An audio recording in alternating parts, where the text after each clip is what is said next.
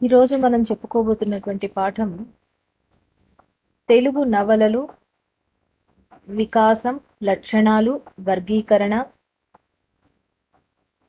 నవల రచయితలు ఈ విషయాన్ని గురించి మనము చెప్పుకోబోతున్నాము. నవల అనేది ఆధునిక సాహిత్యంలో వచ్చినటువంటి ఒక ప్రక్రియ. ఆధునికమైనటువంటి సాహిత్యం మనకు 1857 తర్వాత నుంచి వచ్చిందని మనం చెప్పుకుంటూ ఉన్నాము. సిపాయిల తిరుగుబాటు తర్వాత వచ్చినటువంటి సాహిత్యం అంతా కూడా ఆధునిక సాహిత్యమే అని మనం చెప్పుకుంటూ ఉన్నాం. ఆధునిక సాహిత్య ఆవిర్భావానికి ప్రధానమైనటువంటి కారణాలు ఆంగ్లేయ విద్యా విధానము, ప్రపంచ సాహిత్యంతో పరిచయం ఏర్పడము, రకరకాలైనటువంటి సంస్కరణలు రావడము, ఇవన్నీ కూడా ఆధునిక సాహిత్య ఆవిర్భావానికి ప్రపంచవ్యాప్తంగా ప్రేరణగా నిలిచినాయన్నమాట. అయితే మన దేశంలో ఆంగ్ల విద్యా విధానం ద్వారా ప్రపంచ సాహిత్యాన్ని చదువుకున్నటువంటి మేధావులు మనం ఎక్కడ ఉన్నాము అని తెలుసుకొని మన సాహిత్యాన్ని కూడా ఆధునిక సాహిత్యంగా తీర్చిదిద్దాలి అనే ఆలోచనతో కొత్త దారులను వెతుక్కుంటూ, కొత్తవైనటువంటి రూపాలను వెతుక్కుంటూ ఆ అన్వేషణలో ఫలితంగా వచ్చినటువంటి ఆధునికమైనటువంటి సాహిత్యం. నవలా సాహిత్యము కూడా ఇంగ్లాండ్లోనే మొదట ప్రారంభమైంది. పారిశ్రామిక విప్లవం తర్వాత పుట్టినటువంటి సాహిత్యం ఇది. పారిశ్రామిక విప్లవం సమాజంలో 3 వర్గాలను ఏర్పాటు చేసింది. పెట్టుబడిదారీ వర్గము, శ్రామిక వర్గము, మధ్యతరగతి వర్గం. మధ్యతరగతి వర్గంలో మేధావులు సమాజ సంస్కరణకు, అంతేకాకుండా పెట్టుబడిదారుల దోపిడీ అరికట్టడానికి తమ వంతుగా కృషి చేశారు. మధ్యతరగతిలో చదువుకున్నటువంటి మహిళలు కాలక్షేపం కోసం సృష్టించుకున్నటువంటి ప్రక్రియ నవలా ప్రక్రియ. మిగిలినటువంటి సాహిత్యం అంతా కూడా సమాజ సంస్కరణ ధ్యేయంగా వచ్చినటువంటి సాహిత్యం అయితే, నవలా సాహిత్యము మధ్యతరగతి మహిళలు కాలక్షేపం కోసం సృష్టించుకున్నటువంటి సాహిత్యంగా చెప్తారు. అయితే తర్వాత కాలంలో ఇది సంఘ సంస్కరణకు, రకరకాలైనటువంటి సమాజ సంస్కరణ, వ్యక్తి సంస్కరణ మొదలైనటువంటి ఎన్నో అంశాలతో అద్భుతమైనటువంటి నవలలు కూడా ఈ సాహిత్యంలో వచ్చినట్టుగా మనకు తెలుస్తుంది. నావెల్ అనే ఇంగ్లీష్ పదం తెలుగులో నవల అని తీసుకోవడం జరిగింది. నావెల్ అంటే నూతనత్వము అని అర్థం. అంటే కొత్తదనం, ఏదో ఒక కొత్తదనాన్ని చూపించడం. కాబట్టి నావెల్ అనేటువంటి ఇంగ్లీష్ పదాన్ని తెలుగులో నవల అనే పదంగా తీసుకున్నారు. అయితే సంస్కృతంలో నవల అని ఒక పదం ఉంది. నవల అంటే స్త్రీ అని అర్థం. అయితే స్త్రీలు సృష్టిస్తున్నటువంటి సాహిత్యం కాబట్టి దీన్ని నవలా సాహిత్యం అని పిలిచినారు. అంతేకాకుండా నవల అని పిలుచుకున్నారు. ఇది మొట్టమొదటగా మనకు అనువాదం రూపంలో వచ్చినాయన్నమాట. ఆంగ్ల సాహిత్యంలో నుంచి అనువాద రూపంలో తెలుగులో మనకు వచ్చింది. ఈ నవలా సాహిత్యము నావెల్లీ అనేటువంటి ఇటాలియన్ పదం, నావెల్లే అనే ఇటాలియన్ పదం నుంచి నావెల్ అనే ఆంగ్లంలో పదం వచ్చింది. ఆ నావెల్ అనేటువంటి పదమే మనకు నవల అనేటువంటి పదంగా తీసుకున్నాం అన్నమాట. దీన్ని ఫ్రెంచ్లో నోవాస్ అని చెప్పేసి కూడా అన్నారు. నవెల్లస్, నావెల్లే అనేటువంటి లాటిన్ పదం. సంస్కృతంలో నవల అని, మరాఠీ, కన్నడ, గుజరాతీ భాషల్లో కాదంబరి అని, బెంగాలీ, పంజాబీ, అస్సామీ, ఒరియా, హిందీ భాషల్లో ఉపన్యాస్ అని, ఉర్దూలో నవల అని, తమిళంలో పుదినం, నావెల్, నావల్, ఇట్లా ఒక్కొక్క భాషలో ఒక్కొక్క రకమైనటువంటి విధంగా ఈ సాహిత్య ప్రక్రియకు పేర్లు ప్రచారంలో ఉన్నాయన్నమాట. మనకు నరహరి శెట్టి గోపాలకృష్ణమ శెట్టి అని ఆయన రచించినటువంటిది మొట్టమొదటి నవలగా చెప్తారనమాట. శ్రీరంగ రాజచరిత్ర అనేది ఇది ఒక చారిత్రకమైనటువంటి నవల. 1872లో వచ్చినటువంటి నవల ఇది. దీనికి నవీన ప్రబంధము అని ఆయన పేరు పెట్టినాడు అనమాట. అంటే ఇది గద్య రూపంలో వచ్చినటువంటి ప్రబంధము అని చెప్పేసి చెప్పినారు. 1878లో కందుకూరి వీరేశలింగం పంతులు రచించినటువంటి రాజశేఖర చరిత్ర అనేటువంటిది ఇది ఒక వచన ప్రబంధము అని ఆయన దాన్ని పిలిచినాడనమాట. నరహరి గోపాలకృష్ణం శెట్టి వచ్చేసి నవీన ప్రబంధము అని దాన్ని పిలిస్తే, కందుకూరి వీరేశలింగం పంతులు రాజశేఖర చరిత్రను వచన ప్రబంధము అని పిలిచినాడనమాట. ఇంకా తర్వాత 20 ఏళ్లకు 1897లో కాశీభట్ల బ్రహ్మయ్య శాస్త్రి అనే ఆయన ఈ కందుకూరి వారి రాజశేఖర చరిత్రను గురించి చెప్తూ దాని పీఠికలో నవల అనే ఒక పదాన్ని ఆయన మొట్టమొదటిసారిగా ఉపయోగించినట్టుగా తెలుస్తుందన్నమాట. అంటే నవల అనేటువంటి పదము మొట్టమొదటిసారిగా వాడిన వాళ్ళు ఎవరు? కాశీభట్ల బ్రహ్మయ్య శాస్త్రి. నరహరి గోపాలకృష్ణ శెట్టి వచ్చేసి దాన్ని నవీన ప్రబంధము అని పిలిచినాడు, తాను చేసినటువంటి రచనను. కందుకూరి వీరేశలింగం పంతులు వచన ప్రబంధము అని పిలిచినాడు. అయితే కాశీభట్ల బ్రహ్మయ్య శాస్త్రి మొట్టమొదటిసారిగా కందుకూరి వీరేశలింగం పంతులు రాసినటువంటి రాజశేఖర చరిత్రకు పీఠిక రాస్తూ దాంట్లో నవల అనే పేరును ఆయన మొదటిసారిగా తీసుకొచ్చినాడు అనమాట. ఈ తెలుగు అప్పటి నుంచి కూడా తెలుగులో నవల అనేటువంటి పేరు దీనికి ప్రచారంలోకి వచ్చింది. ఇంకా దీనికి నిర్వచనాలు ఏంటి? ఒక సాహిత్య ప్రక్రియ అనేది ఉంది అంటే దాన్ని నిర్వచనాలు కూడా ఉంటాయన్నమాట. అంటే ఏ విధంగా ఉంటుంది? ఏ విధమైనటువంటి ప్రక్రియ ఇది? నవల అనేటువంటి ప్రక్రియలో ఉన్నటువంటి అంశాలేంటి? దానికి సంబంధించినటువంటి నిర్వచనాలను ఇస్తారు. అయితే సాహిత్యానికి సంబంధించి ఏ నిర్వచనము కూడా సాహిత్యానికి మొత్తంగా సంబంధించి కానీ, సాహిత్య ప్రక్రియలకు సంబంధించి కానీ సంపూర్ణమైనటువంటి నిర్వచనాలు ఏవి ఉండవు. ఎందుకంటే ఆ ప్రక్రియలో మార్పులు, చేర్పులు కవులు రచయితలు నూతనత్వం కోసం అన్వేషిస్తూ ఉంటారు కాబట్టి కొత్త కొత్త లక్షణాలను వాటిల్లో ప్రవేశపెడుతూ ఉంటారు. అందుకు సమగ్రమైనటువంటి నిర్వచనాలు ఏవి ఉండవు. కాకపోతే కొన్ని నిర్వచనాలన్నింటినీ కూడా మనము చెప్పుకొని ఒక రూపాన్ని మనం తెచ్చుకుంటాం అనమాట. నవల అంటే ఏ విధంగా ఉంటుంది అనే దానికి ఒక రూపం అనేదాన్ని మనం తెచ్చుకుంటాము. పాశ్చాత్యుల్లో చాలా మంది నిర్వచనాలు ఇచ్చినారు. Maupassant, Somerset Maugham, Lawrence, Joseph Ripley, తర్వాత విలియం హెన్రీ, హడ్సన్, ఇలా తర్వాత అడ్గార్ ఎల్లన్ పో, ఎలెన్బర్గ్, వేల్స్, తర్వాత ఫ్రిడ్జ్లీ, ఇట్లాంటి వాళ్ళు చాలామంది, ఎంతోమంది. అంటే ముఖ్యంగా నవలలు రాసిన వాళ్ళలో స్త్రీలు ఎక్కువగా ఉన్నారనమాట. వాళ్ళు ఇచ్చినటువంటి నిర్వచనాలు చూద్దాం మనం. మొపాసా వచ్చేసి నవలా రచయిత ధ్యేయం కథ చెప్పడం కానీ, మనల్ని ఆనంద పరవశుల్ని చేయడం కానీ కాదు. అజ్ఞాతంగా మనలో దాగున్న సంఘటనలకు ప్రాధాన్యతనిస్తూ మనం అర్థం చేసుకుని ఆలోచించేటట్లు చేయగలిగేది అని చెప్తాడనమాట.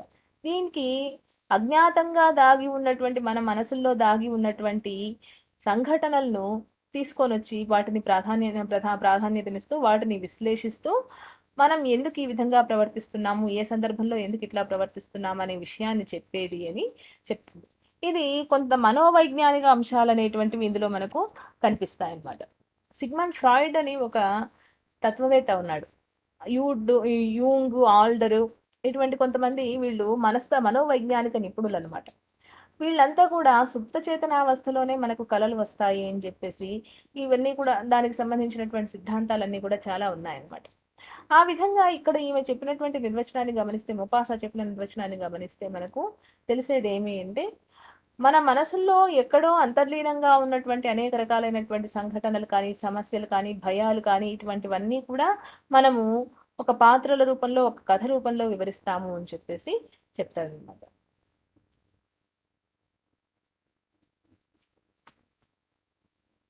సోమర్సెట్ మామ్ ఇచ్చినటువంటి నిర్వచనాలు, it is not copy of life as it is life అని అంటాడు. జీవితానికి ఒక నమూనా కాదంట దాన్ని. జీవితానికి సంబంధించినటువంటి సంఘటనల సమాహారాన్ని నవల అని చెప్పచ్చు అనమాట. కాపీ ఆఫ్ లైఫ్ అంటే యథాతథంగా జీవితాన్ని చిత్రించడం కాదు, అందులో కల్పనలు అన్నీ కూడా ఉంటాయి. తర్వాత మానవ స్వభావాలు చిత్రణ, ఇటువంటివన్నీ కూడా ఏ పరిస్థితుల్లో మనిషి స్వభావం ఏ విధంగా మారిపోతుంది, ఈ విధమైనటువంటి అవన్నీ కూడా ఉంటాయి. డిహెచ్ లారెన్స్ అనే ఆయన, being a novelist I consider myself superior to the saint, the philosopher and the poet who are all great masters of different bits of man alive but never get the whole hog. The novel is one bright book of life అంటాడు. అంటే ఒక philosopher, ఒక సాధువు, లేకపోతే ఒక తత్వవేత్త, ఒక కవి వీళ్ళెవ్వరూ కూడా జీవితాన్ని సమగ్రంగా చిత్రించలేరంట. జీవితాన్ని సమగ్రంగా చిత్రించడం వాళ్ళకి సాధ్యం కాదు. కానీ ఒక నవలలో ఒక సంపూర్ణమైనటువంటి జీవిత కాలాన్నంతటినీ కూడా సంపూర్ణంగా చూపించవచ్చు. అంటే ఒక మనిషి జీవితకాలం, ఒక మనిషి సంపూర్ణమైనటువంటి జీవితాన్ని పుట్టింది మొదలు చనిపోయేంత వరకు ఉన్నటువంటి సమగ్రమైనటువంటి జీవితాన్నంతటిని కూడా ఒక నవలలో మనం చిత్రించవచ్చు అని చెప్పేసి చెప్తాడనమాట. కాబట్టి ఒక నవలాకారుడిగా, నవలా రచయితగా సంపూర్ణమైనటువంటి జీవితం అంతా కూడా మనకు తెలుస్తుంది అని చెప్పేసి చెప్తాడు. ఇంకా జోసెఫ్ సిప్లే అని ఆయన డెమోక్రటిక్ లిటరరీ ఫార్మ్ అని చెప్తాడనమాట. ఒక ప్రజా సాహిత్య ప్రక్రియ, నవల అనేటువంటిది ఒక ప్రజా సాహిత్య ప్రక్రియ అని చెప్తాడు. ప్రజలకు అంటే ఇక్కడంతా కూడా ఎక్కువగా సామాజిక జీవిత చిత్రణ, మానవ స్వభావ చిత్రణ అనేటువంటిది దీంట్లో మనకు కనిపిస్తుంది. మానవ స్వభావాలను చిత్రించడము అనేది ఇందులో కనిపిస్తుంది కాబట్టి ఇది ఒక డెమోక్రటిక్ లిటరరీ ఫోరం అంటాడు. లిటరరీ ఫార్మ్, ప్రజా సాహిత్య ప్రక్రియ అంటాడు. తర్వాత విలియం హెన్రీ హెడ్సన్, ఈయన an introduction to the studies of literature అనే దాంట్లో directly or indirectly and whether the writer himself is conscious or of it or not, every novel must to necessarily present a certain view of life and some of the problems of life అంటాడు. అంటే ఒకవేళ రచయితకు ప్రత్యక్షంగా కానీ పరోక్షంగా కానీ తెలిసి చేస్తున్నాడో తెలియక చేస్తున్నాడో తెలియదు, కానీ ఒక నవలలో తప్పనిసరిగా ఏముండాలంట, ఒక వ్యూ ఆఫ్ లైఫ్ అంటే జీవితానికి సంబంధించినటువంటి ఒక దృష్టి, ఒక దృక్కోణం అనేటువంటిది ఉండాలి. And some of problems of life, జీవితంలో వచ్చేటువంటి సమస్యలు మొదలైనటువంటి చిత్రణ కూడా ఉండాలి. అంటే ఒక రచయితగా అతను ఏం చేయాలంట, నవలలో ఒక సన్నివేశాన్ని, ఒక సంఘటనలను, ఒక సమస్యను గురించి చిత్రించినప్పుడు దానికి సంబంధించినటువంటి ఒక పరిష్కారాన్ని, తన వైపు నుంచి తాను ఏమనుకుంటున్నాడో ఒక దృష్టికోణాన్ని అతను పెట్టవలసి వస్తుందన్నమాట. అంటే తనకు తెలిసి కానీ తెలియకుండా కానీ ఒక రచన చేస్తున్నప్పుడు ఆ రచనలో చివరికి ముగింపు అనే దాని గురించి మనం ఆలోచిస్తాం. ముగింపు అనే దాన్ని ఆలోచించినప్పుడు ఏ విధంగా ఉండాలి ఆ ముగింపు అనేది, ఆ ముగింపు ఎట్లా ఉంటే బాగుంటుంది అనే దాంట్లోనే ఆ రచయిత దృష్టికోణం అనేది మనకు తెలుస్తుంది అనమాట. అంటే ఆ కథను నడిపే విధానం కావచ్చు, లేదంటే ఆ పాత్రలను తయారు చేసినటువంటి విధానం కావచ్చు, ఏదైనా ఒక జీవితానుభవం పైన, లేకపోతే ఏదైనా ఒక సంఘటనను గురించి రచయిత దృష్టికోణం కావచ్చు, తను అర్థం చేసుకున్నటువంటి విధానం కావచ్చు, ఇవన్నీ కూడా ఆ రచయిత ఆ నవలను గురించి, లేదంటే ఆ పాత్రల గురించి ఏమని అర్థం చేసుకుంటున్నాడు, ఏ విధంగా ఆలోచిస్తున్నాడు అనేది మనకు తెలుస్తుందన్నమాట. ఇదే ఇక్కడ ఈయన చెప్తున్నాడు. ప్రత్యక్షంగా కానీ పరోక్షంగా కానీ ఆ నవలకు సంబంధించినటువంటి ఒక దృష్టికోణము అనేటువంటి దాన్ని అతను తప్పనిసరిగా చూపించాలి. తర్వాత ఇలియా ఎడెన్బర్గ్, జీవితం నవల లాంటిది, నవల జీవితం లాంటిది అంటే ఇక్కడ నవల అనే దానికి జీవితానికి చాలా దగ్గరి సంబంధం ఉందన్నమాట. ఒక పూర్తి జీవిత కాలాన్ని చూపించగలిగినటువంటి సుదీర్ఘమైనటువంటి ఆ సుదీర్ఘమైనటువంటి కథ ఉంటుంది కాబట్టి అందులో మనకు ఒక జీవితం అంతా కూడా చూపించగలుగుతుంది నవల. జీవితంలో ఉన్నటువంటి విషయాలే నవలలో కూడా కనిపిస్తాయి. నవలను మనం చదువుతుంటే మన జీవితం మనం చూస్తున్నట్టుగా అనిపిస్తుంది అనమాట. కాబట్టి జీవితానికి నవలకు ఈ విధమైనటువంటి సంబంధం మనకు కనిపిస్తుంది. హెచ్జి వేల్స్ అనే ఆయన సామాజిక ప్రయోజనాత్మకమైన నవల సమాజ ప్రగతికి దోహదం చేసే మంచి సాధనం. ఎన్నో గంభీర విషయాన్ని నవలలో వర్ణించడానికి వీలుంది. నవల చరిత్రకు ప్రత్యామ్నాయం అంటారు. సామాజిక ప్రయోజనాలు కలిగి ఉన్నటువంటి నవల అనేది సమాజ ప్రగతికి దోహదం చేస్తుంది అంటాడు. అంటే ఒక కాలంలో జీవించి ఉన్నటువంటి ఒక వ్యక్తి తన కాలపు సమాజాన్ని, ఆధునిక కాలంలో వచ్చినటువంటి ఆలోచన విధానం ఏంటి అంటే, సాహిత్యం అనేది సమకాలిక జీవితాన్ని ప్రతిబింబించాలి అని చెప్పినారన్నమాట. ఆ విధంగా ప్రతిబింబించినప్పుడు ఒక కవి కానీ, ఒక రచయిత కానీ తన కాలపు సమాజంని తన నవలలో కానీ, తన సాహిత్యంలో కానీ వర్ణించినప్పుడు అందులో ఉన్నటువంటి విషయాలు తర్వాత వాళ్ళు చదువుకున్నప్పుడు ఆ సమాజ స్వరూపం అనేటువంటిది వాళ్లకు తెలుస్తుందన్నమాట. ఆ విధంగా సమాజ ప్రగతి మనకంటే ముందు రోజుల్లో ఏ విధంగా జీవితాన్ని గడిపినారు? ఆ రోజుల్లో ఉన్నటువంటి సమస్యలేంటి? వాటిని వాళ్ళు ఎట్లా ఎదుర్కొన్నారు? లేదంటే ఆ రోజుల్లో జరిగినటువంటి తప్పిదాలేంటి? తర్వాత మనం సమాజాన్ని ఏ విధంగా తీర్చిదిద్దుకోవాలి? అంటే ఒకవేళ ఎవరైనా ఒక మంచి నవలను చదివి, అందులో ఉన్నటువంటి విషయాలను స్వీకరించి, సమాజాభివృద్ధికి ఏ విధంగా ఉపయోగపడాలి అనేటువంటి ఒక మంచి ఆలోచన వచ్చినట్లయితే, ఇది సామాజిక చైతన్యం కలిగినటువంటి నవలనే అవుతుందనమాట.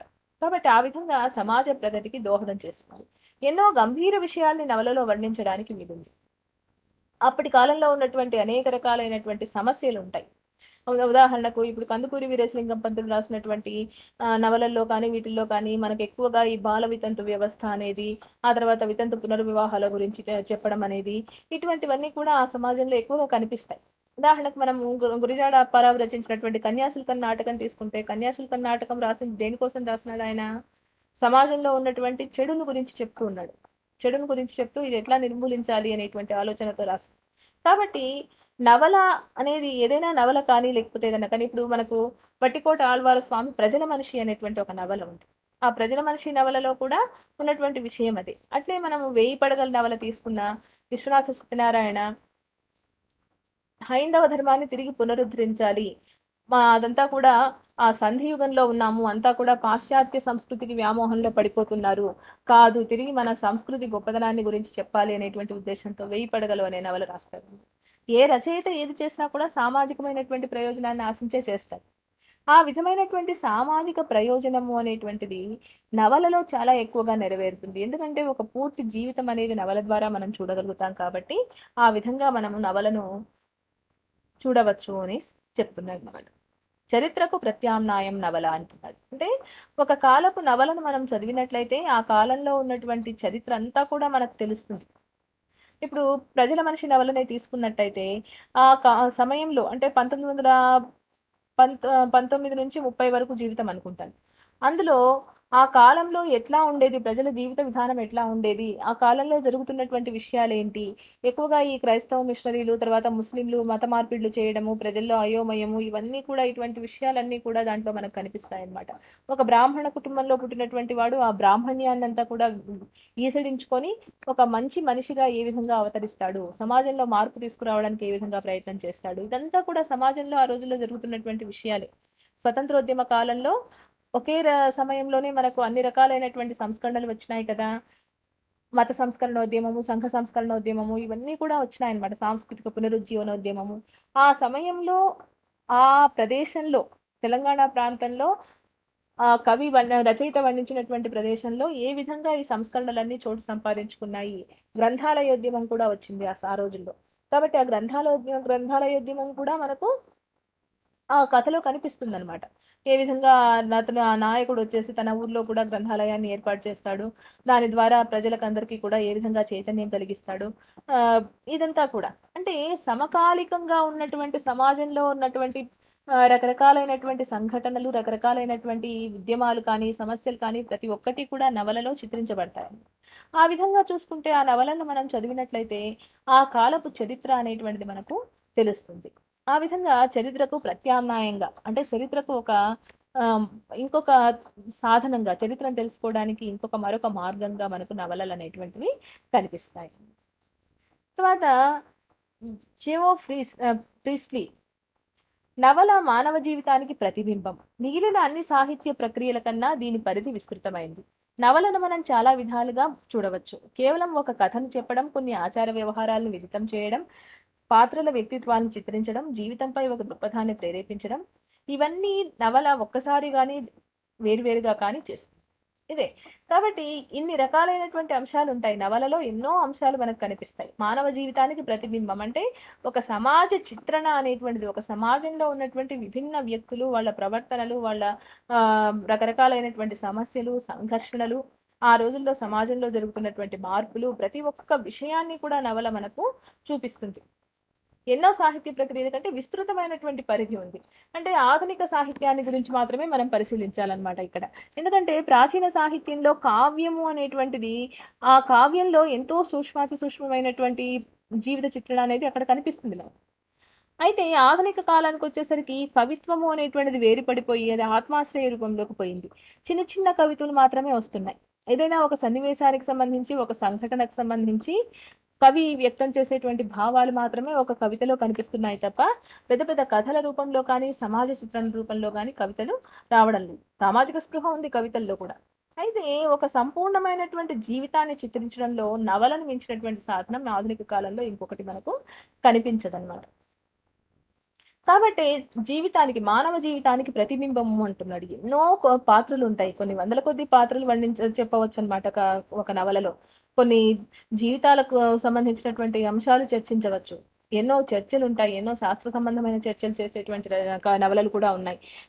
కొంతమంది రాసినటువంటి నవలలు గమనిస్తే మనం అందులో రకరకాలైనటువంటి శాస్త్రాలకు సంబంధించినటువంటి చర్చలు, రకరకాలైనటువంటి విషయాలన్నీ కూడా అందులో మనకు కనిపిస్తాయన్నమాట.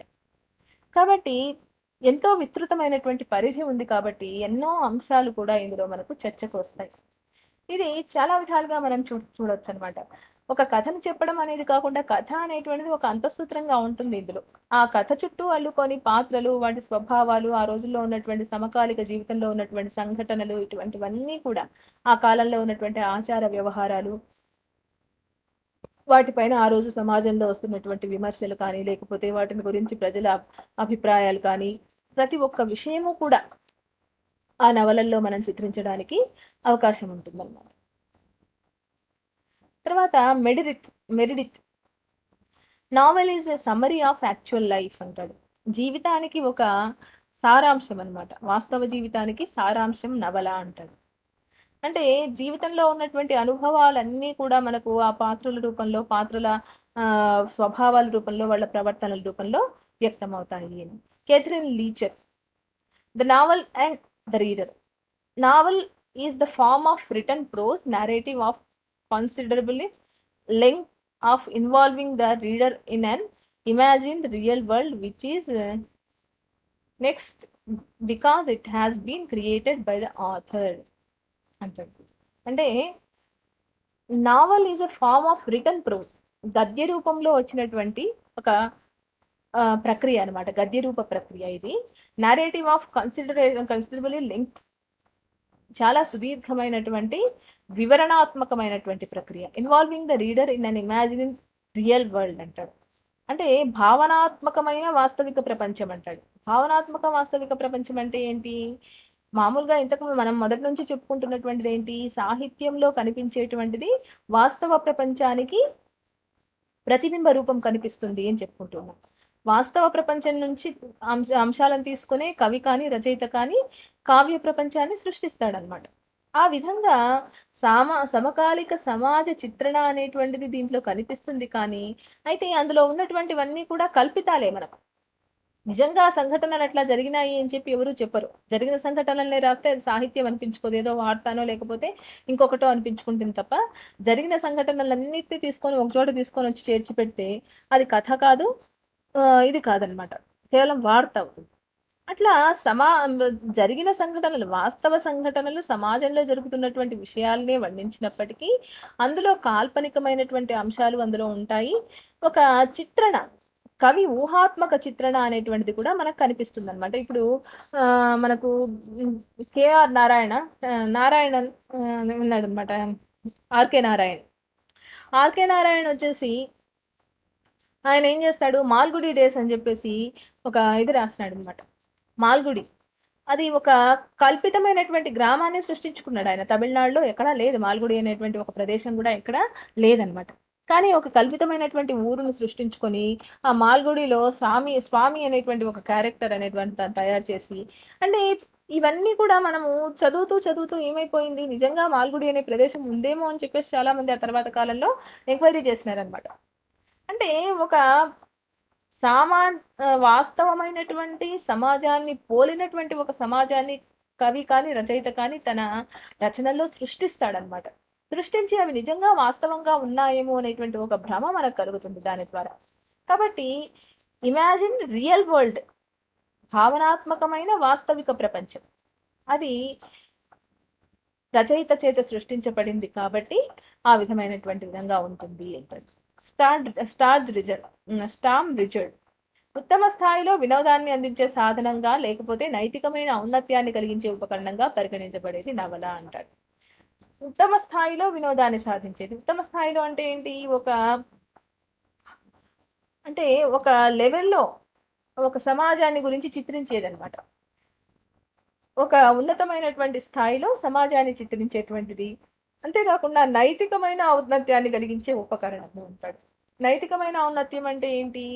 ఆ సమాజాన్ని చదువుతూనే అందులో ఉన్నటువంటి మంచి చెడులను గురించి విశ్లేషణాత్మకంగా వివరిస్తాడు కాబట్టి రచయిత. మనం చేయవలసినటువంటి పని ఏంటి అనేటువంటి విషయం తెలుస్తుంది కాబట్టి, నైతికంగా మనము ఎక్కడ ఉన్నాము? మన నైతికత ఎంత ఉంది? మనం ఏ విధంగా దాన్ని బాగుపరుచుకోగలము అనేటువంటి ఒక మార్పు రావడానికి కూడా ఉపయోగపడుతుంది అని చెప్పేసి చెప్తాడు. ఇంకా లార్డ్ డేవిడ్ సెసిల్ అనే ఆయన "a novel is work of art in so far as it introduces us into a living world. In some respects resembling the world we live in, but with the individuality of its own" అంటాడు. అంటే ఇది ఒక కళాత్మకమైనటువంటి ప్రక్రియ అంటాడు. ఒక కళారూపం ఇది. అంటే ఇదేం చేస్తుందంట, సజీవమైనటువంటి ప్రపంచాన్ని ప్రతిబింబిస్తుంది. రిసెంబ్లింగ్ అంటే ఏంటి? ప్రతిబింబిస్తుంది. వాస్తవికమైనటువంటి, సజీవమైనటువంటి ప్రపంచాన్ని ప్రతిబింబిస్తూ, దాంతో పాటు ఏం చేస్తుంది? తనకు తాను ఒక ప్రత్యేకమైనటువంటి వ్యక్తిత్వాన్ని ప్రదర్శిస్తుంది. వాస్తవిక ప్రపంచాన్ని చిత్రించినప్పటికీ కూడా, ఒక నవల ఎందుకు మనము అంతగా చదువుతున్నాము, అది ఎందుకు అంతగా ప్రాచుర్యం పొందుతుంది అంటే కారణం ఏంటి అంటే, దానికంటూ ఒక ప్రత్యేకమైనటువంటి వ్యక్తిత్వం ఉందన్నమాట. ఒక ప్రత్యేక ప్రపంచం. అది వాస్తవిక ప్రపంచాన్ని పోలినటువంటి ఇంకొక కాల్పనిక ప్రపంచం అన్నమాట. వాస్తవిక ప్రపంచంలో ఉన్నటువంటి సుఖదుఖాలు ఇవన్నీ కూడా కళా ప్రపంచంలోకి పోయేసరికి అలౌకికంగా మారతాయి అని చెప్పేసి మనము చెప్పుకుంటాం.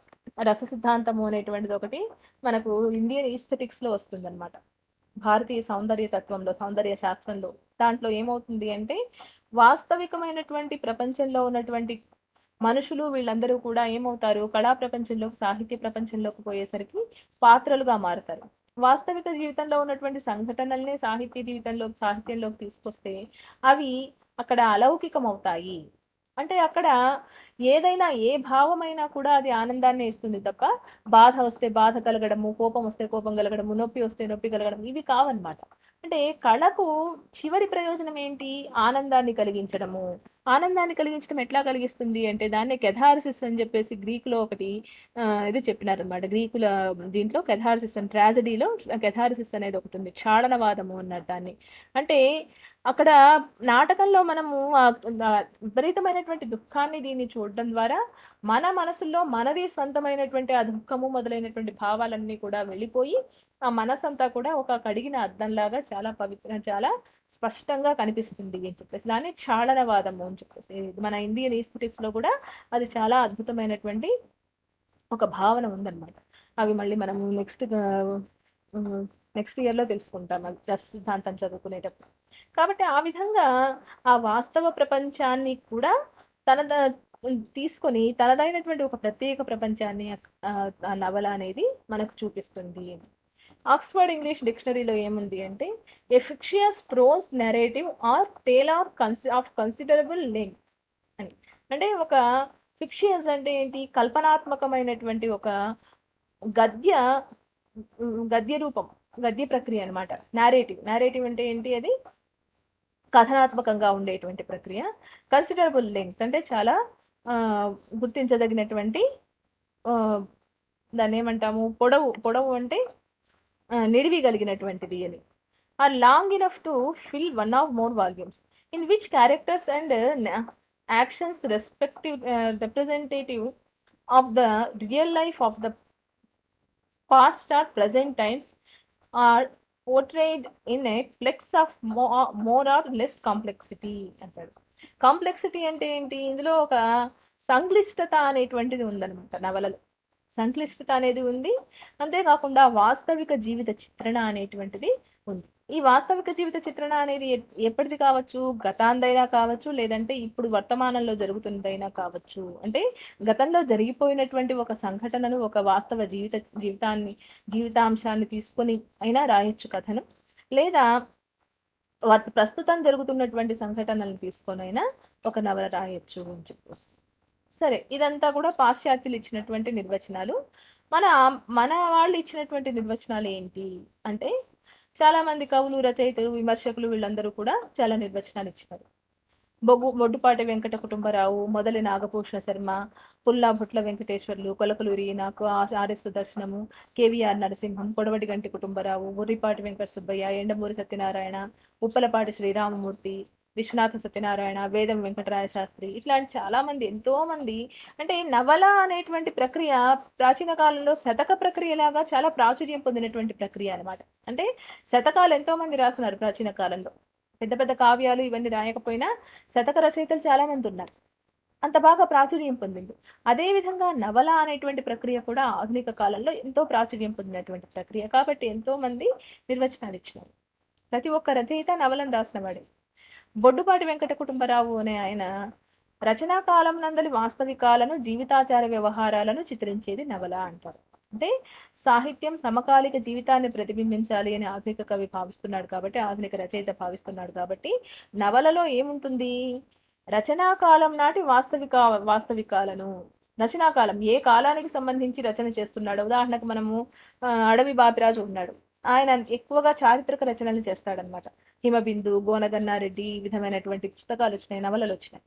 ఆ కాలంలో ఏ విధమైనటువంటి జీవిత చిత్రణ ఉందో, ఏ విధంగా వాళ్ళు జీవించినారో, ఆ విధమైనటువంటి వాస్తవిక చిత్రణ అనేది ఉంటుంది నవలలో. అంతేకాకుండా ఆ కాలంలో ఉన్నటువంటి జీవిత విధానము, ఆచార వ్యవహారాలు ఇటువంటివన్నీ కూడా చాలా స్పష్టంగా చిత్రించేది నవల అంటారు. అంటే ఏ కాలానికి సంబంధించి నవలను రాస్తున్నాడో రచయిత, ఆ కాలపు వాస్తవిక జీవిత చిత్రణ అంతా కూడా నవలలో కనిపిస్తుంది. ఇక మొదలు నాగభూషణ శర్మ ఏం చెప్పినాడంటే, సాంఘిక జీవితానికి ప్రతిబింబంగా వ్యక్తుల జీవిత గమనాన్ని చిత్రిస్తూ జనుల ఆచార వ్యవహారాలను వ్యక్తీకరించే గద్య ప్రబంధం నవల అంటాడన్నమాట. కాబట్టి సాంఘిక జీవితాన్ని, సమాజ జీవితం చిత్రణ అనేటువంటిదే ఇందులో ప్రధానమైనటువంటి విషయం అన్నమాట నవలలో. దాంతో పాటుగా ఆ రోజుల్లో ఉన్నటువంటి ప్రజల ఆచార వ్యవహారాలు, వేషభాషలు ఇటువంటివన్నింటినీ కూడా వర్ణిస్తుంది. ఇంకా పుల్లాభొట్ల వెంకటేశ్వర్లు యథార్థ జీవితంలో వాస్తవిక చిత్రణం గల గద్య రూపక కథా సాహిత్యం నవల అంటాడు. యథార్థ జీవితం అంటే ఏంటి?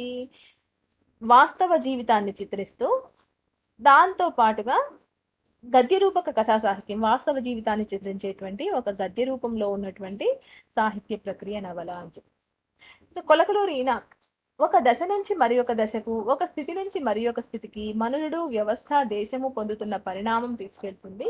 భవిష్యత్తుపై చిత్రించగల ముద్ర సౌకర్యంగా చర్చించి రచింపగల సాహిత్య ప్రక్రియ నవల. అంటే ఇందులో ఒక పూర్తి జీవితాన్ని మనం చూడగలం కాబట్టి, ఒక జీవితము అంటే అందులో 3 దశలు ఉంటాయన్నమాట. అంటే ఒక మనిషి పుడతాడు. పుట్టినప్పుడు అమ్మా నాన్నలు వాళ్ళ తల్లిదండ్రుల జీవితం ఉంటుంది. పెరిగి పెద్దగయ్యే దశలో తనతో పాటు జీవించే వాళ్ళ జీవితం ఉంటుంది. ఆ తర్వాత వాళ్ళకు పిల్లలు పుట్టినప్పుడు ఆ పిల్లల తరంలో అంటే ఒక 3 తరాలకు సంబంధించినటువంటి జీవితాన్ని ఒక జీవితంలో మనం చూడవచ్చన్నమాట. ఆ విధంగా ఆ దశలన్నింటినీ కూడా ఆ కాలంలో జరిగినటువంటి మార్పులు, సమాజంలో ఏ విధమైనటువంటి మార్పులు జరిగినాయి, సమాజ చిత్రణ ఏ విధంగా ఉంది, ఒక మనిషి జీవితకాలం ఒక 70-80 సంవత్సరాలు అనుకుంటే ఆ 70-80 సంవత్సరాల్లో సమాజం ఏ విధంగా మార్పు చెందింది, ఎన్ని రకాలైనటువంటి మార్పులు వచ్చినాయి, ఎన్ని రకాలైనటువంటి సంఘటనలు ఎదురైనాయి, ఆ మనిషి జీవితంలో ఎన్ని రకాలైనటువంటి సమస్యలు ఎదురైనాయి, వాటన్నింటిని ఏ విధంగా పరిష్కరించుకున్నారు, ఇటువంటివన్నీ కూడా మనము ఒక రచనలో, ఒక నవలలో చూడవచ్చనమాట.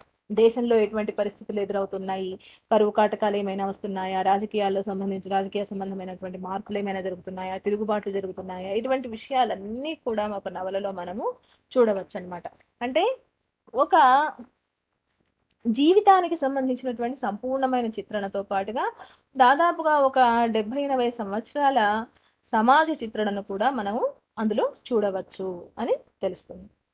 ఇంకా ఆర్ఎస్ సుదర్శనం వ్యక్తుల జీవితాన్ని ప్రధానంగా చిత్రిస్తూ సామాజిక జీవితాన్ని, సంస్కృతి తాలూకు పోకడల్ని స్ఫురింపజేసే సాహిత్య ప్రక్రియ నవల అంటాడు. వ్యక్తుల జీవిత చిత్రణే ఇందులో ప్రధానమైంది. దాంతో పాటుగా సామాజిక జీవితము, సమాజాన్ని గురించి, అందులో ఉన్నటువంటి సంస్కృతి సంప్రదాయాలను గురించి, వీటన్నింటిని గురించి నవల చిత్రిస్తుంది. కేవీఆర్ నరసింహం నవల శబ్దం వ్యుత్పత్తిని బట్టి నవ్య కథ అని చెప్పవచ్చు. అంటే కొత్తదైనటువంటి కథ. పా ప్రాచీన కాలంలో అయితే మన వాళ్ళు పెట్టుకున్నటువంటి నియమం ప్రకారం సంస్కృత సాహిత్యంలో ఉన్నటువంటి రచనల్ని కా కా కథల్ని అవే తీసుకుంటూ రచన చేస్తున్నారు కాబట్టి, అందులో మనకు పెద్దగా నూతనత్వం అనేది కనిపించలేదు కథలు. అయితే ఆధునిక కాలంలో అటువంటి నియమాలేవి లేకపోవడంతో ప్రతి ఒక్క సంఘటన లేదంటే ప్రతి ఒక్క ప్రదేశంలో జరిగినటువంటి ప్రతి ఒక్క అంశము కూడా కథగా మనం తీసుకోవచ్చనమాట. కాబట్టి కథలో కొత్తదనానికి ఏమాత్రం లోటు లేదు. కాబట్టి ప్రతి నవలలో కూడా ఏదో ఒక కొత్తదనం అనేటువంటిది కనిపిస్తుంది. కొడవటి గంటి కుటుంబరావు. నవలలో జీవితం తాలూకు వాతావరణం ఉంటుంది. మానవుల ఆశయాలు, ఆశయ సిద్ధికి వారు చేసే కృషి, ఆ కృషికి ఏర్పడే అవాంతరాలు, జీవిత సంఘర్షణ నవలల్లో విపులంగా చిత్రించడానికి వీలుంటుంది. కాబట్టి ఇంతకుముందే మనం చెప్పుకున్నాము. ఒక పూర్తి జీవితము, ఆ జీవితంలో వాళ్ళు ఎదుర్కొన్నటువంటి సంఘటనలు, వాళ్ళు చేయాలనుకున్నటువంటి పనులు, వాళ్ళ ఆశయాలు, ఆశలు, కోరికలు ఇటువంటివన్నీ కూడా మనకు చాలా విస్తృతమైనటువంటి పద్ధతిలో చిత్రించడానికి వీలున్నటువంటి ఒక సాహిత్య ప్రక్రియ అన్నమాట. గొర్రెపాటి వెంకట సుబ్బయ్య. వాస్తవిక మార్గాన్ని అనుసరించి దైనందిన జీవితంలో కలిగే మానవ ప్రకృతులను, సంఘటనలను ప్రతిబింబిస్తూ రాయబడిన కల్పిత గాథ నవల. అంటే వాస్తవిక జీవితాన్ని ప్రతిబింబించేది దైనందిన జీవితంలో, ప్రతిరోజు జీవితంలో జరిగేటువంటి మార్పులు. రకరకాల మార్పులు జరుగుతూ ఉంటాయి. ప్రతిరోజు ఒక కొత్త ఉదయమే. అందుకే దాన్ని ఏమన్నాము? ఉదయం అన్నారు. ఉదయిస్తున్న సూర్యుడు అన్నాడు. ఉదయిస్తున్న సూర్యుడు అంటే అర్థం ఏంటి? ప్రతిరోజు తూర్పు నుంచి ఉదయిస్తాడు సూర్యుడు. ప్రతిరోజు ఉదయించే ప్రతిరోజు కూడా కొత్త కొత్త మార్పులు తీసుకొని వస్తాడు. ప్రకృతిలో ఎన్నో రకాలైనటువంటి మార్పులు జరుగుతూ ఉంటాయి. మనుషుల జీవితాల్లో కూడా ఎన్నో రకాలైన మార్పులు జరుగుతూ ఉంటాయి. ఆ మార్పులన్నింటినీ కూడా ప్రతిబింబిస్తుంది ఈ నవల అని. ఇది కల్పిత గాథ అని చెప్పేసి చెప్తాడు. వాస్తవిక జీవితాన్ని ప్రతిబింబించేటువంటి కల్పిత గాథ. ఎండమూరి సత్యనారాయణరావు. ఈయన నవల అంటే కల్పనతో కూడిన ఒక సుదీర్ఘమైన ఊహానిర్మిత కథ అంటాడు. అంటే ఊహానిర్మితం. సామాన్యంగా కూడా సాహిత్యం అనేటువంటిది ఊహాజనితమైంది. ఎందుకంటే సమాజాన్ని చూస్తూ దాన్ని పోలినటువంటి సమాజాన్ని తన ఊహల్లో సృష్టిస్తాడు కవి కానీ లేకపోతే రచయిత కానీ. కాబట్టి ఈ నవల అనేటువంటిది ఒక సుదీర్ఘమైనటువంటి ఊహానిర్మిత కథ అంటాడు. ఇంకా ఉప్పలపాటి శ్రీరామమూర్తి. ఈయన మానవ జీవితాన్ని నిర్వచించి కళారూపంలో ప్రతిబింబింపజేసి చెప్పడమే నవల. మానవ జీవితాన్ని అన్ని కోణాల నుంచి సమగ్రంగా పరిశీలించి జీవితంపై ఒక దృక్పథాన్ని కలిగించేదే నవల. ఎక్కడ చూసినా కూడా మానవ జీవిత చిత్రణ, సమాజ జీవిత చిత్రణ ఎవరు చెప్పినటువంటి నిర్వచనంలోనైనా సరే ఒక సమగ్రమైనటువంటి మానవ స్వభావాలను ఆవిష్కరించేటువంటి రూపంగా నవలను చెప్తున్నారు. ఇంకా విశ్వనాథ సత్యనారాయణ. ఒక వ్యక్తి యొక్క జీవిత చరిత్ర కావ్య దృష్టితో వ్రాస్తే నవల అవుతుంది అంటారు. ఒక వ్యక్తి జీవిత చరిత్ర అంటే ఏ నవలలోనైనా సరే, ఏ కావ్యంలో, ఏ సాహిత్యంలో, ఏ ప్రక్రియలోనైనా సరే ఒక కథను మనం తీసుకుంటే ఆ కథ అనేది ఎవరో ఒకరి దృష్టికోణంలో నుంచి మొదలవుతుంది. ఎవరో ఒకరి దృష్టికోణంలో నుంచి కొనసాగుతుంది. అంతే తప్ప అది ఊరికే అట్లా ఏదో చేయరనమాట. అంటే మనం మామూలుగా చూస్తూ ఉంటాం. ఒక నాయకుడి దృష్టి నుంచో, లేకపోతే నాయిక దృష్టి నుంచో, లేకపోతే ఇంకొకరు ఎవరైనా దృష్టి నుంచో మొదలవుతుంది తప్ప, సమాజంలో ఏదో ఒక వ్యక్తి నుంచి మొదలవుతుంది.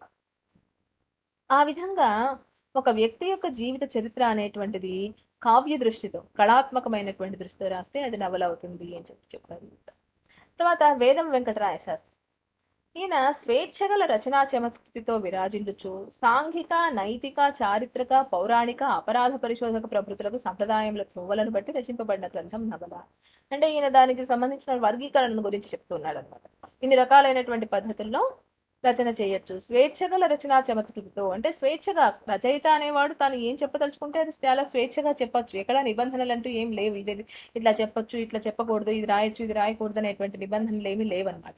తాను ఏ విధంగా రాయదలుచుకుంటే దానికి తగినటువంటి ఒక ప్లాట్ అనే దాన్ని ఏర్పాటు చేసుకొని దానికి తగినట్టుగా రచన చేస్తూ పోవచ్చు. తర్వాత దాశరథ రంగాచార్య. పదబంధాలు, భాషా పాండిత్యాలు, సమాస శృంఖలాలు ఎరుగని సాహితీ ప్రక్రియ నవల అంటాడు. అంటే ఆ ప్రాచీన కావ్యాలలో ఉన్నట్టుగా సుదీర్ఘమైనటువంటి సమాసాలు కానీ, ఎవరికి అర్థం కానటువంటి సంస్కృత పదబంధాలు ఇటువంటివి ఏమీ లేకుండా సహజమైనటువంటి వాడుక భాషలో ప్రజలందరికీ అర్థమయ్యేటువంటి తేలికైనటువంటి భాషలో రాయబడినటువంటి రచన నవల అని చెప్పి చెప్తాడు. ఇది సామాన్యుని వలె నిరాడంబరమైనది, జీవితం వలె సత్యమైనది, ప్రకృతి వలె సుందరమైనది, ఆకాశం వలె విశాలం, సూర్యుని వలె తేజోవంతం, వాయువు వలె సర్వవ్యాప్తం అని నిర్వచించారు. కాబట్టి ఎంతో సుదీర్ఘమైనటువంటిది, ఒక జీవితానికి అంతటికీ కూడా వ్యాఖ్యానం వంటిది అని చెప్పేసి చెప్తారు. కాబట్టి వీళ్ళందరూ చెప్పినటువంటి నిర్వచనాలన్నీ కూడా మనం పరిశీలిస్తే, అటు పాశ్చాత్యులు ఇక్కడ మన వాళ్ళు చెప్పినటువంటి నిర్వచనాలన్నీ పరిశీలిస్తే, ఒక సంపూర్ణమైనటువంటి జీవితానికి సమగ్రమైనటువంటి విశ్లేషణాత్మకమైన వ్యాఖ్యానం నవల అని చెప్పి మనం చెప్పుకోవచ్చు అన్నమాట. వాస్తవికత పైన ఆధారపడి ఉన్నప్పటికీ కూడా కాల్పనికమైనటువంటి ఊహాత్మకమైనటువంటి చిత్రణ అనేది మనకు కనిపిస్తుంది. కాబట్టి నవల అనేటువంటి దాని ముఖ్యమైనటువంటి ప్రయోజనం ఏంటి? ఏ సాహిత్య ప్రక్రియ అయినా కూడా దాని ప్రధానమైనటువంటి ప్రయోజనం ఏది? ఆనందము అనే చెప్తారనమాట. కాబట్టి కేవల ఆనందం అని మనం చెప్పలేం, కానీ ఎందుకంటే ఆనందంతో పాటు సాహిత్యంలో ఉపదేశం కూడా ప్రధానమైంది. అంటే ఈ విధంగా ఉంది సమాజ పరిస్థితి, నువ్వు ఎట్లా ఉండాలనుకున్నావు అని మనలో మార్పు తీసుకురావడము అనేది కూడా సాహిత్యంలో మనం ఆశించేటువంటిది. సాహిత్యంలో ప్రధానమైనటువంటిది ఈ రెండు కూడా, ఆనందము, ఉపదేశం రెండు కూడా. నవలలో కూడా మార్పు తెచ్చేటువంటి నవలలు చాలా ఉన్నాయి. ఎందుకంటే ఇప్పుడు చాలా రకాలైనటువంటి సాంఘిక ప్రయోజనాలు, సామాజిక ప్రయోజనాల్లో కూడినటువంటి నవలలు ఉన్నాయి. కొడవటి గంటి కుటుంబరావు, తర్వాత మాదిరెడ్డి సులోచన రాణి ఇట్లాంటి వాళ్ళు రాసిన నవలల్లో చాలా వరకు సామాజిక ప్రయోజనాలకు సంబంధించినటువంటి నవలలు చాలా ఉన్నాయి. చదువు అనేటువంటి నవల ఉంది కొడవటి గంటి కుటుంబరావు. ఆ రోజుల్లో స్త్రీ విద్యను గురించినటువంటి ఇదనమాట. ఈ విధంగా ఇటువంటి రచనలన్నీ కూడా కొంత ఉపదేశాన్ని కూడా మనకు అందిస్తాయి, ఆనందం ప్రధానంగా ఉన్నప్పటికీ. నవల లక్షణాలు ఏంటి అనే దాని గురించి మనం చెప్పుకోవాలన్నమాట. ఈ ఆచార్య కొలకలూరి ఈనాక్ గారు నవల లక్షణాల గురించి చెప్పినాడు అనమాట. నవల గద్య కావ్యం అన్నాడు. గద్య కావ్యం అంటే గద్య రూపంలో వచ్చినటువంటి కావ్యం వంటిది. అంటే ప్రాచీన కాలంలో చెంపు కావ్యాలు, పద్య కావ్యాలు ఇవన్నీ కూడా వచ్చినాయి కదా. ఆ విధంగా ఆధునిక కాలంలో గద్య రూపంలో వచ్చినటువంటి కావ్యం ఇది అని చెప్పేసి చెప్తాడు. గ్రాంధికంలోనైనా వ్యవహారంలోనైనా ఉంటూ రచన రూపంలో ఉండాలి అంటాడు, వచన రూపంలో ఉండాలి. గ్రాంధికంలో ఉండొచ్చు, లేదంటే వ్యావహారికంలో ఉండొచ్చు. మొదటి అంటే మొదలుగా వచ్చినటువంటి రచనలన్నీ కూడా కొంచెం గ్రాంధిక భాషలోనే ఉన్నాయి అన్నమాట. ఇప్పుడు అడవి బాపిరాజు రాసిన రచనలు కానీ, కందుకూరి వీరేశలింగం పంతులు సరళ గ్రాంధికంలో రాసినారు. అట్లే ఇంకా కొంతమంది రాసినటువంటి మొదట్లో వచ్చినటువంటి నవలలు చాలా వరకు మనకు సరళ గ్రాంధికంలో కానీ, గ్రాంధికంలో కానీ కనిపిస్తాయి.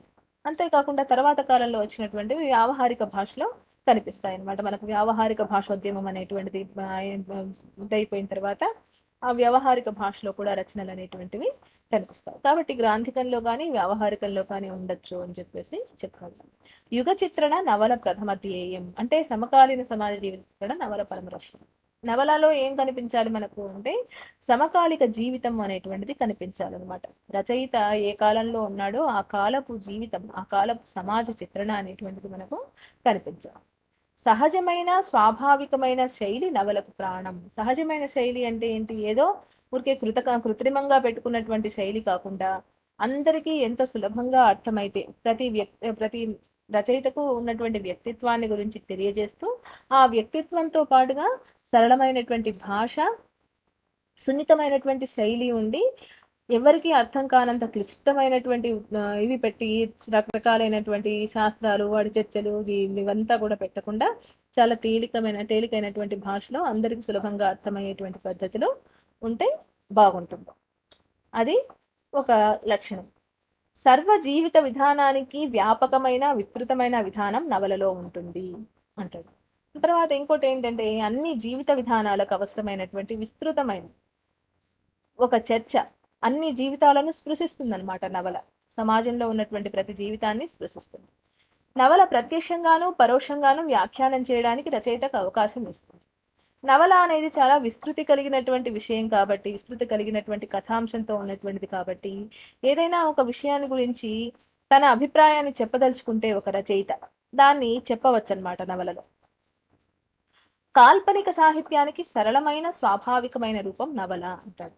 కాల్పనిక సాహిత్యం అంతా కూడా కల్పనలతో కూడుకున్నటువంటిదే. వాస్తవ జీవితాన్ని చెప్తున్నప్పటికీ కూడా అందులో కాల్పనిక అంశాలే ఉంటాయి. లేకపోతే నన్ను గురించో ఎవరైనా ఏదైనా నవలలో చెప్పి విమర్శిస్తూ ఉంటే ఊరికే ఉంటారా? కేసులు వేస్తారన్నమాట. అందుకే ఇప్పుడు మామూలుగా ఈ టీవీలో, సీరియల్‌లో గూడా ఏం జేస్తారు మొదట్లోనే పెడతారనమాట. ఇందులో ఉన్నటువంటి పాత్రలన్నీ కూడా కల్పితాలు, ఎవరిని ఉద్దేశించినవి కావు. అంటే ఇక్కడ కాల్పనికత అని ఎందుకు చెప్తున్నారు? కాల్పనిక సాహిత్యం అని ఎందుకు చెప్తున్నారు? దానికి అర్థమేమి అంటే, ఒకవేళ పాత్రల స్వభావాలు సమాజంలో ఉన్నటువంటి వ్యక్తుల స్వభావాలను పోలినప్పటికీ కూడా, వాళ్ళను గురించి ప్రత్యక్షంగా వాళ్ళను విమర్శించడం లేదు. వాళ్ళ స్వభావాలను పాత్రల్లో తీసుకొని కాల్పనికమైనటువంటి పాత్రలు, కాల్పనికమైనటువంటి సన్నివేశాలు తీసుకొని వర్ణిస్తున్నామంతే తప్ప, ఈ ఉన్నట్టుగా వాళ్ళని గురించి విమర్శించడం లేదు. కాబట్టి సాహిత్యం అంతా కూడా కల్పనాత్మకమైంది అని మనం చెప్పుకుంటాం. నవలా ప్రక్రియలో నాటకం, కావ్యం, అధిక్షేప కావ్యం లాంటి అన్ని ప్రక్రియల విధానాల్ని ఉపయుక్తం చేసే అవకాశం ఉంటుంది. అంటే ఒక నాటకాన్ని గురించి అంటే సంభాషణలుంటాయి ఇందులో మనకు. సంభాషణాత్మకంగా నవలను రాయొచ్చు. కావ్య రూపంలో ఒక వర్ణనాత్మకమైనటువంటి పద్ధతిలో రకరకాలైనటువంటి వర్ణనలు పెట్టొచ్చు. ప్రకృతి వర్ణనలు ఇవన్నీ పెట్టొచ్చు. అన్ని అంశాలు పెట్టొచ్చు. అలంకారాలను వాడొచ్చు. తర్వాత అధిక్షేప కావ్యం. అధిక్షేప కావ్యం అంటే ఏంటి? విమర్శనాత్మక రూపంలో రాయొచ్చు. ఈ రకాలైనటువంటి ప్రక్రియలను కూడా నవలలో మనం చూడడానికి అవకాశం ఉంది.